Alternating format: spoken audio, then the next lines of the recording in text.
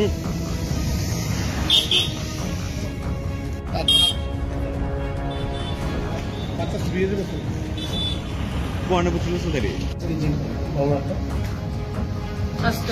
22/8 মানে 25 তারিখ আমাদের এখানে একটা অভিযোগ আছে, একটা লিখিত অভিযোগ আছে যে একটা মেয়ে তার আত্মীয় বাড়ি ভাইয়ের শ্বশুর বাড়িতে বেড়াইতে গেছিল 18 তারিখ।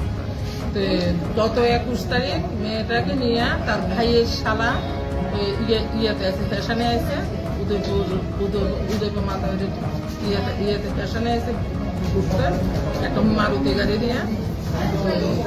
ওই গাড়ির ড্রাইভার ওই তার যে ভাইয়ের শালার সামনে ছিল, শালার গাড়ির বাইরে ছিল, আর সে মানে গাড়ির ড্রাইভারে তারে এই ব্যাপারে আজকে থানাতে আনা হয়েছে এবং ছেলেটিরও আমরা থানাতে আনছি। এখন ইনভেস্টিগেশন চলছে। এই ব্যাপারে কেস একটা রেজিস্ট্রেশন হয়েছে, আমরা মেডিকেলে লেগে পাই। কেস নাম্বার হলো 30। কি ধারা লাগানো আছে? ধারা লাগানো হয়েছে 61+2 মানে PNS এবং পোকসো। মেয়েটা কি নাবালিক? নাবালিক 16+।